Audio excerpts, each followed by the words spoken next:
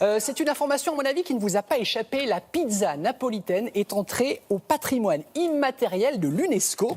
Une reconnaissance internationale qui, on l'imagine, fait chaud au cœur des Napolitains, mais également des Italiens, à l'Italie tout entière. Et donc, nous avons demandé à notre correspondant, François Baudonnet, de mener l'enquête à Naples. Bonjour François, qu'avez-vous trouvé?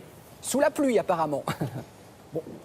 Eh oui, il fait très mauvais en Italie. Il y a des inondations dans le nord du pays, mais pas encore ici à Rome. Alors effectivement, je suis allé à Naples et qu'est-ce que j'ai découvert? Alors on le savait un peu déjà, Naples est une ville formidable, une très très jolie ville.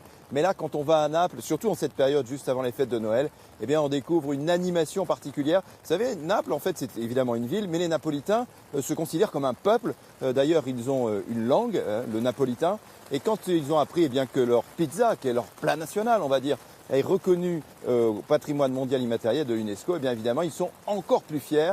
Regardez le reportage que nous avons fait là-bas avec Laurent Gallinon et Samuel Lemierre.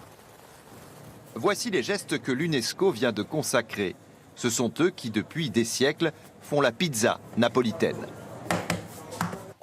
Je chasse l'air de la pâte, ça la rend homogène. Je ne le fais pas, surtout pas avec un rouleau à pâtisserie, ni comme un DJ. Non, la technique napolitaine, c'est de frapper la pâte. Paolo prépare une margherita, la vedette des pizzas napolitaines. Tomates, mozzarella, basilic, parmesan, huile d'olive, c'est tout. 1 minute et demie au four, pas plus. Et voici un chef-d'œuvre de simplicité. La vraie, l'unique pizza napolitaine faite dans les règles de l'art. Elle est croquante sur les bords, tendre au milieu. Alors, quand quelqu'un vient me demander « Hé Paolo, qu'est-ce que tu penses des autres pizzas ?» Eh bien, je réponds « Elles ne servent qu'à caler l'estomac, rien de plus. » Dans les ruelles de Naples, depuis que la pizza, ou plutôt l'art du pizzaiolo napolitain, est entré à l'UNESCO, les fêtes et les processions se multiplient. Cette reconnaissance internationale est célébrée ici comme une victoire sportive. Nous sommes heureux parce que cela nous donne plus de pouvoir dans le monde, à nous, peuple napolitain. Cela fait longtemps qu'on aurait dû décrocher ce titre parce que notre pizza, elle ne date pas d'hier. Je ne suis pas napolitain, mais en tant qu'Italien, je suis très fier. Alors évidemment, la pizza napolitaine a toujours attiré les foules ici, mais cette nouvelle reconnaissance internationale devrait engendrer une affluence encore plus grande. Devant l'une des pizzerias les plus célèbres de la ville, ce week-end, il faut attendre jusqu'à 3 heures pour pouvoir pénétrer dans le Saint des Saints. Je viens d'apprendre que la liste est close. Il n'y a plus de place avant ce soir. Avant de devenir célèbre, la pizza est née dans la rue.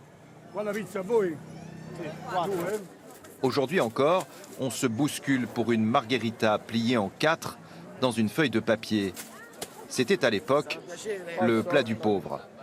Cela fait des centaines d'années que l'on mange la pizza de cette façon. Autrefois, on la mangeait même au petit déjeuner.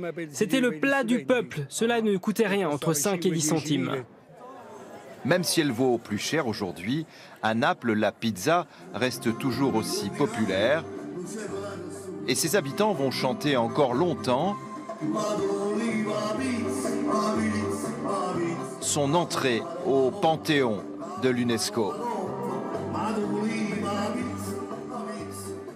François, comment cette reconnaissance se traduit-elle? Et en fait, comment est-ce qu'on peut protéger une pizza? Alors Damien, ça peut paraître folklorique, mais ça ne l'est pas. Vous savez qu'il existe une association de la vraie pizza napolitaine. C'est une association qui est présente dans une 50aine de pays dans le monde. Si par exemple vous voulez ouvrir un restaurant en France avec de la pizza napolitaine, eh bien vous devez faire certifier votre pizza comme étant de la vraie pizza napolitaine. Et puis la deuxième conséquence, c'est qu'il existe des écoles de pizzaiolo. Et donc grâce à cette reconnaissance, eh bien ça va permettre d'uniformiser encore plus les gestes de fabrication de la pizza. Et donc oui, cette reconnaissance à l'UNESCO, eh bien ça protège, Damien, la pizza napolitaine. Très bien François, donc on ne plaisante pas, on l'a compris, avec la pizza napolitaine. Bonne journée. On ne plaisante pas. Bonne journée. Jamais. À Rome François, à bientôt.